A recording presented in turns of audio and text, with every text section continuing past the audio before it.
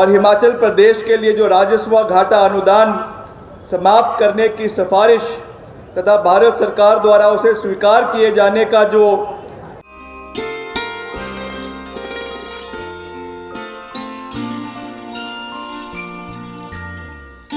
प्राकृतिक वैभव से परिपूर्ण हिमाचल प्रदेश की चोटियां, नदियां, झरने और यहाँ का कण कण अपनी समृद्ध सांस्कृतिक विरासत की गवाही देता है। आध्यात्मिक शांति से भरे वातावरण में यहाँ के भोले भाले और मेहनती लोग सकारात्मक ऊर्जा से संचारित रहते हैं। नाम मात्र के संसाधनों से विकास यात्रा शुरू करने वाला ये पहाड़ी प्रदेश आज जिन ऊंचाइयों पर पहुंचा है, वो प्रदेश के मेहनतकश और भोले भाले लोगों की कड़ी मेहनत, ईमानदारी और दृढ़ संकल्प का प्रतिफल है।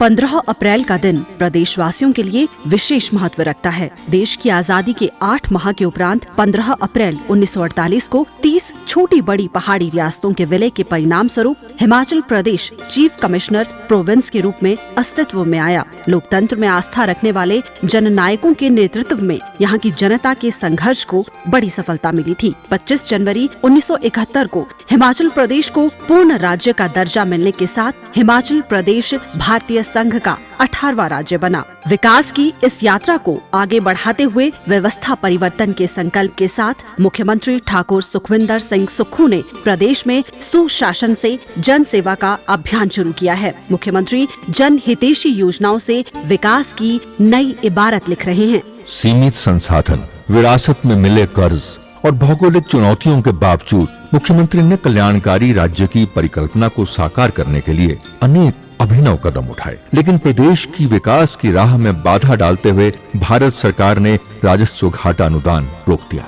इस निर्णय से प्रतिवर्ष प्रदेश को 8 से 10 हजार करोड़ रुपए का नुकसान होगा। आरटीजी सरकार का अधिकार नहीं है, वो हिमाचल की जनता का अधिकार है। हर साल हमारे बजट में आरटीजी के माध्यम से 10,000 करोड़ रुपए आता था। 16वें वित्त आयोग ने क्या किया, उस आरटीजी को बंद कर दिया, यानी कि साल का 8 से 10,000 करोड़ रुपया आप लोगों का काट दिया। 54,000 करोड़ रुपया जयराम ठाकुर जी को आरटीजी मिली 5 साल में। 16,000 करोड़ रुपया जीएसटी का आया, टोटल 70,000 करोड़ रुपया आया। 70,000 करोड़ में से अगर उन्होंने 30,000 करोड़ रुपया वापस कर दिया होता तो सिर्फ हमारे पर लोन 18,000 करोड़ रुपया लगता। मुझे कितना मिला उसी आरटीजी का? 17,000 करोड़। हमने उससे स्कूल अच्छे किए, ओल्ड पेंशन स्कीम दी, 70 साल से ऊपर का सारा ईयर दिया। मुझे 70,000 करोड़ रुपया मिला होता, ये प्रदेश कर्ज मुक्त होता, किसी प्रदेश के किसी व्यक्ति पर कर्ज ना चढ़ा होता। जहां आरटीजी रोकने का ये निर्णय प्रदेशवासियों के हितों का हनन है, वहीं मुख्यमंत्री दृढ़ संकल्प के साथ विकास पथ पर आने वाली हर बाधा को पार कर हिमाचल को आत्मनिर्भरता और खुशहाली के पथ पर अग्रसर कर रहे हैं। प्रदेश सरकार प्रतिबद्धता के साथ जनता के साथ किए वायदों को चरणबद्ध तरीके से पूरा कर रही है। प्रदेश के स्वास्थ्य संस्थानों का कायाकल्प किया जा रहा है और स्वास्थ्य संस्थानों को अत्याधुनिक मशीनों से लैस किया जा रहा है। अटल सुपर स्पेशलिटीज आयुर्विज्ञान संस्थान चमियाना, टांडा मेडिकल कॉलेज, नेर चौक मेडिकल कॉलेज और आईजीएमसी शिमला में रोबोटिक सर्जरी शुरू कर हिमाचल ने ऐतिहासिक उपलब्धि हासिल की है। प्रदेश में मेडिकल टेक्नोलॉजी को सुदृढ़ करने के लिए सभी स्वास्थ्य संस्थानों में 20 वर्ष से पुराने उपकरणों को नए स्वास्थ्य उपकरणों से बदला जा रहा है। इस क्रम में इंदिरा गांधी मेडिकल कॉलेज शिमला में 3 टेस्ला MRI मशीन भी स्थापित की गई है। इसके साथ मरीजों के लिए पेट स्कैन की सुविधा भी शुरू की गई है। प्रदेश के स्वास्थ्य संस्थानों में चरणबद्ध तरीके से हाईटेक मशीनें स्थापित की जा रही है। राज्य के सभी चिकित्सा महाविद्यालयों और स्वास्थ्य संस्थानों में तकनीकी उन्नयन के लिए सरकार 3,000 करोड़ रुपए से अधिक का निवेश सुनिश्चित कर रही है, ताकि लोगों को उनके घर के पास ही सुलभ और विश्व स्तरीय स्वास्थ्य सेवाएं उपलब्ध करवाई जा सके। 23 वर्षों से अधिक समय के बाद स्वास्थ्य क्षेत्र में तकनीकी पाठ्यक्रमों में सीटें बढ़ाई गई हैं। आईजीएमसी शिमला में सीटों की संख्या को 10 से बढ़ाकर 50 तथा मेडिकल कॉलेज टांडा में सीटों की संख्या 18 से बढ़ाकर 50 कर दी गई है। स्वास्थ्य संस्थानों में चरणबद्ध तरीके से चिकित्सकों के पद भरे गए हैं। इसके अतिरिक्त सहायक स्टाफ नर्सों के 900 पदों, पैरामेडिकल स्टाफ के 124 पदों तथा मेडिकल कॉलेज एवं अस्पतालों में विभिन्न संकायों के प्रवक्ताओं के 64 नए पदों को भरने की प्रक्रिया जारी है। प्रदेश के सभी मेडिकल कॉलेजों में पीजी की 314 सीटें बढ़ाई जा रही हैं। इसके अंतर्गत डॉक्टर राजेंद्र प्रसाद राजकीय आयुर्विज्ञान महाविद्यालय टांडा में 57, श्री लाल बहादुर शास्त्री राजकीय चिकित्सा महाविद्यालय मंडी में 29, डॉक्टर यशवंत सिंह परमार राजकीय चिकित्सा महाविद्यालय नाहन में 32, पंडित जवाहरलाल नेहरू राजकीय चिकित्सा महाविद्यालय चंबा में 33, डॉक्टर राधाकृष्णन राजकीय चिकित्सा महाविद्यालय हमीरपुर में 67 और इंदिरा गांधी चिकित्सा महाविद्यालय शिमला में 96 पीजी सीटें बढ़ाई जा रही हैं।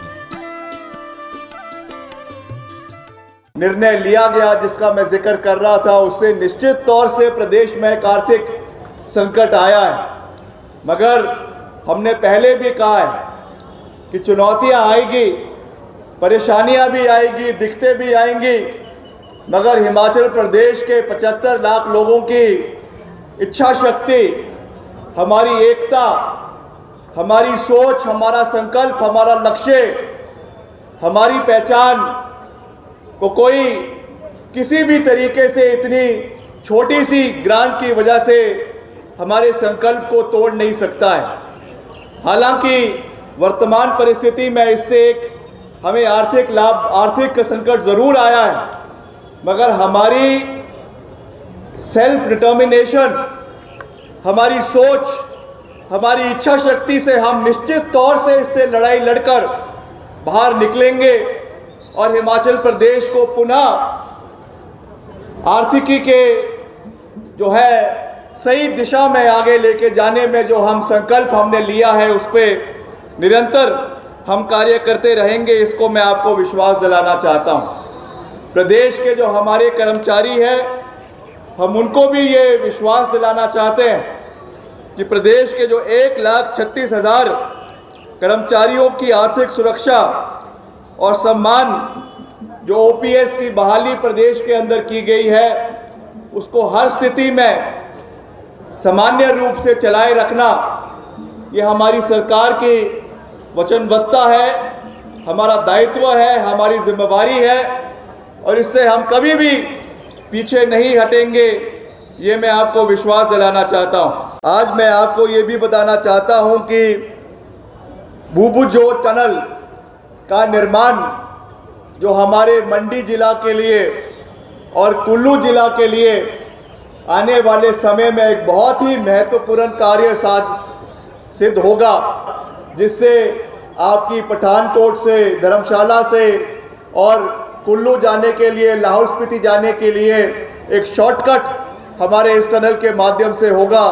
तो ये डिफेंस और स्ट्रेटेजिक पॉइंट ऑफ व्यू से एक बहुत महत्वपूर्ण कार्य है जो आने वाले समय में जिसको हरी झंडी मिल चुकी है और इसका डीपीआर का कार्य चला हुआ है। बहुत जल्द ये कार्य धरातल पे उतरना शुरू हो जाएगा। इस योजना के चौथे चरण के तहत हिमाचल प्रदेश में हमने जो है 1538 किलोमीटर सड़कों के लिए 294 परियोजनाओं को स्वीकृत करवाने में सरकार ने अपनी अहम भूमिका को निभाया है, जिनसे प्रदेश में जो है 2,400 करोड़ रुपए इस योजना के तहत खर्च होने जा रहे हैं।